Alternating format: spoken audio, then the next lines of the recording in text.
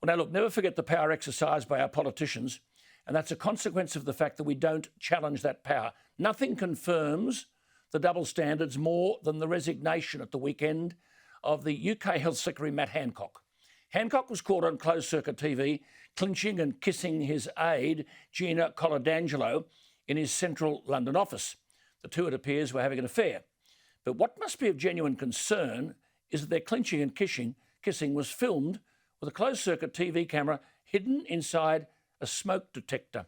Government officials are now inspecting all ministerial offices amid fears that foreign governments may have been obtaining information from private meetings. Friends of Hancock say he was, quote, stitched up like a kipper and had no idea there was a camera recording the passionate clinch on May 6. It's believed the camera was put there in recent months. Officials are now nervous about whether the Chinese government was behind the sting. But under rules dating back to the 1960s, MPs cannot be bugged without the express permission of the Prime Minister. As one cabinet minister said, if something like this fell into the hands of a foreign government, say the Russians, he could have been blackmailed. David Davis, a former cabinet minister, said, quote, a serious criminal offence has been committed by the person who passed on the footage, unquote. It's believed a government contractor obtained access to a feed from the camera inside the smoke detector and either downloaded it or filmed the monitor with his phone and passed it on to the Sun newspaper.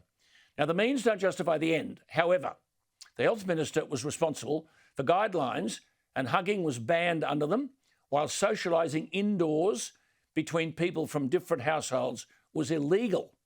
So the very person introducing these stupid, nonsensical restrictions is also now the very person who was ignoring them. Sounds a bit like New South Wales and the National Party budget romp. But the episode alone proves that this whole coronavirus stuff is a case of us and them. Gladys Berejiklian is a casual contact and doesn't have to isolate. But people who are fully vaccinated and never been anywhere near anyone with coronavirus are locked up for 2 weeks. These are rules set by government elites. Hancock's resigned, but now Sajid Javid, who has real ability, will become the UK's new health secretary. Now, this bloke is no dunce. The son of a bus driver, whose father arrived in England from Pakistan in the 1960s with just a quid in his pocket. Sajid Javid served as a minister in both David Cameron and Theresa May's governments. In 2019, he ran for the leadership of the Conservative Party. He then was Chancellor in Boris Johnson's government, but resigned after a row with the Prime Minister over who he could appoint as his special advisor. It now appears that whatever bad blood existed between Javid and Johnson is in the past. But this is the point. As the new UK Health Secretary, Javid could be the very person the Western world needs as its voice of common sense while we fight these dictatorial and bedwetting politicians.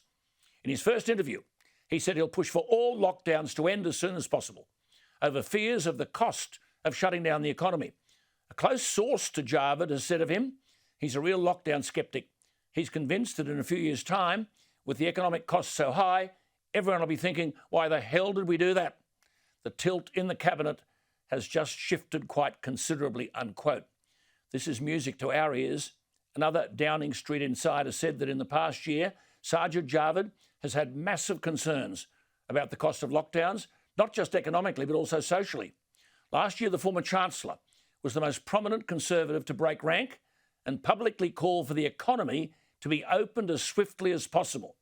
Anastasia Palaszczuk, Gladys Berejiklian, Scott Morrison, the lot of you, take note instead of talking alarmist nonsense and giving us daily updates on cases. The 51-year-old Sajid Javid appears to be the only hope when it comes to health ministers in the Western world. Here is a politician who's prepared to acknowledge that this stop-start way of life is no way to live. It's terrible for the economy, terrible for the social well-being of families, terrible for children and their education, and terrible for our resilience as a nation. Question: who is our Sajid Javid? Apparently no one.